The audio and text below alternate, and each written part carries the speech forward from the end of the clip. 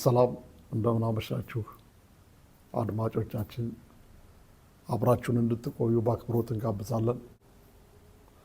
ወደ ዛሬ መረጃ እናልፋለን።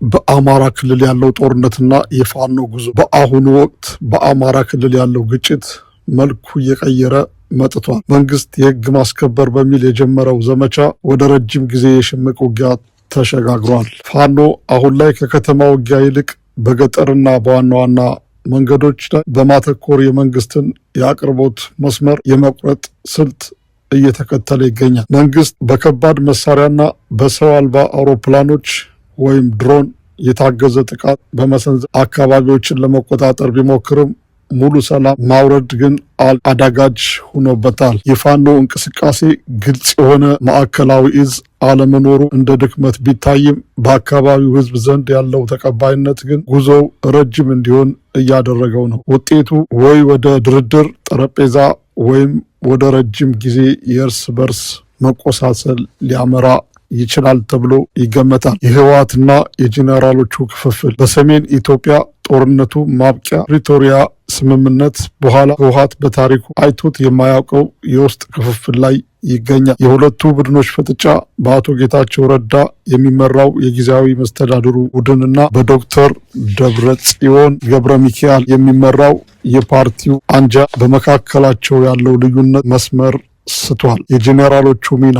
የቀድሞ የሰራዊት መሪዎች ጄኔራል ታደሰ ወረደና ጄኔራል ጻድቃን ገብረትንሳኤ ከመንግስት ጋር ያለውን ሰላም ለማስቀጠልና የትግራይን ደህንነት ሚዛን ለመጠበቅ እየሞከሩ ነው። ይህ ክፍፍል በትግራይ ውስጥ ሌላ የውስጥ ግጭት እንዳይቀሰቅስ ህዝብን በስጋት ላይ ጥሎታል። የኢትዮጵያና የኤርትራ ውጥረት። ከፕሪቶሪያ ስምምነት በኋላ በአስመራና በአዲስ አበባ መካከል ያለው የማር ወለላ ግንኙነት ወደ ቀዝቃዛ ጦርነት ተቀይሯል። ኢትዮጵያ ከህወሓት ጋር ሰላም መፍጠሯ አስመራን አላስደሰታትም። የኢትዮጵያ የባህር በር ጥያቄና ከሶማሌላንድ ጋር የተፈረመው የመግባቢያ ሰነድ ኤርትራን ጨምሮ ቀጠናዊ ተዋናዮችን አሳስበዋል። ወታደራዊ እንቅስቃሴ በድንበር አካባቢዎች የሁለቱም አገራት ወታደራዊ ዝግጅት መኖሩ ይነገራል። ይሁን እንጂ ሁለቱም አገራት አሁን ባለበት ሁኔታ ወደ ቀጥተኛ ጦርነት መግባት የሚከፍሉት ዋጋ ከፍተኛ በመሆኑ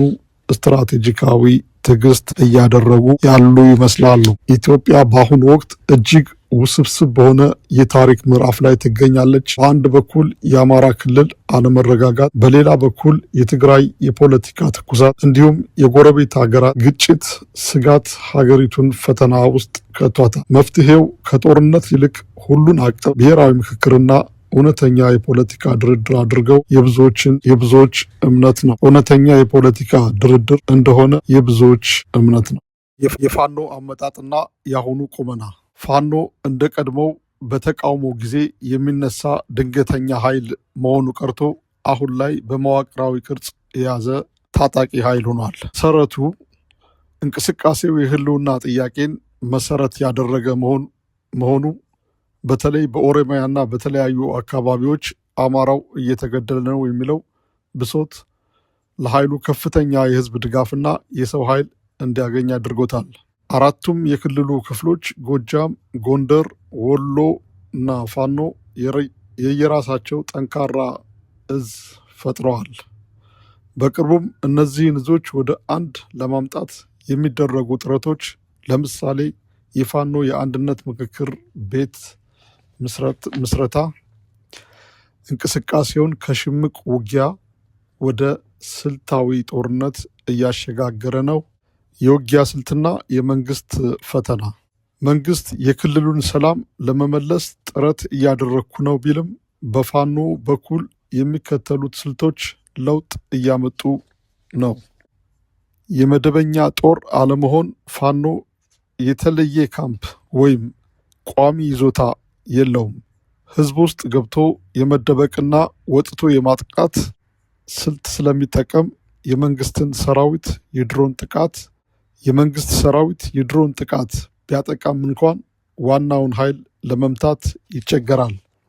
ፋኖን ማግኘት አይችልም ማለት ነው።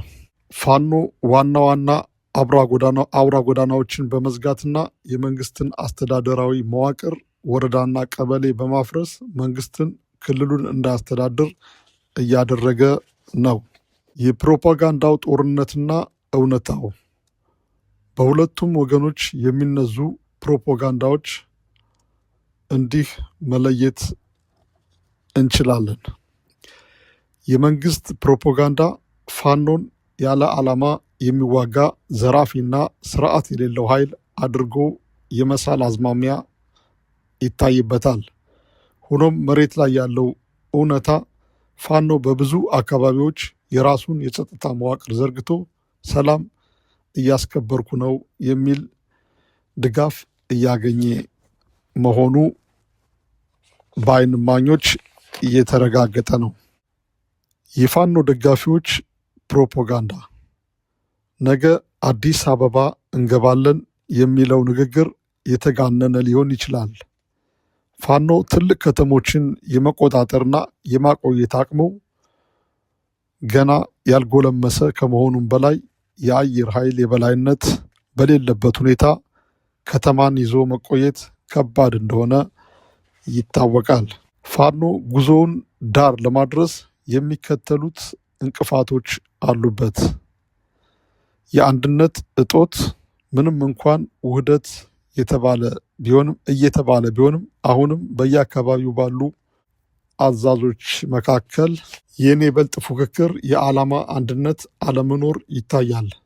የዲፕሎማሲ ስራ እንቅስቃሴው በዓለም አቀፍ ደረጃ እንደ አማራጭ ኃይል ታይቶ ዲፕሎማሲያዊ ድጋፍ ለማግኘት ገና ብዙ ይቀረዋል። የሎጂስቲክ ምንጭ፣ የጦር መሳሪያና ጥይት አቅርቦት በአብዛኛው ከጦር ሜዳ ማርኮ በሚገኝ መሳሪያ ላይ የተመሰረተ መሆኑ ለረጅም ጦርነት አስቸጋሪ ሊሆንበት ይችላል። የፋኖ ጉዞ ወዴት ያደርሰዋል ወይም ጉዞ ወዴት ይደርሳል ብለን ትንቢት እንተንብይ። የፋኖ እንቅስቃሴ ውጤት በሶስት አቅጣጫዎች ሊታይ ይችላል። መንግስት ሙሉ በሙሉ ሊያጠፋው የማይችል ፋኖም መንግስትን ጥሎ ስልጣን የመያዝ የማይችልበት ረጅም የእርስ በርስ ጦርነት ይኖራል። ፖለቲካዊ ድርድር ፋኖ መንግስትን አጣብቂኝ ውስጥ በመክተት መንግስት የአማራን ህዝብ ጥያቄዎች እንዲመልስና ስር ነቀል የፖለቲካ ለውጥ ድርድር እንዲመጣ ማስገደድ። የመዋቅር መፈራረስ ግጭቱ እየሰፋ ሂዶ የመንግስት ሰራዊት ውስጥ መከፋፈል ከተፈጠረ ወደ ትልቅ ሀገራዊ ቀውስ ሊያመራ ይችላል። የፋኖ ጉዞ መጨረሻው የሚወሰነው በሁለት ነገሮች ነው።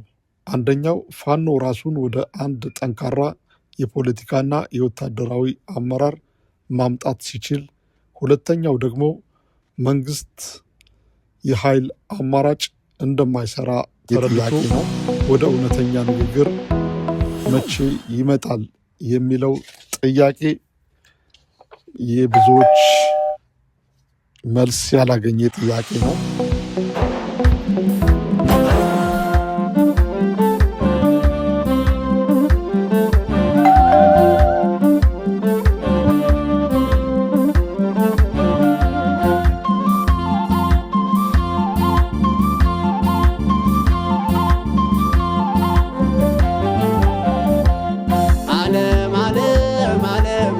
ዓለም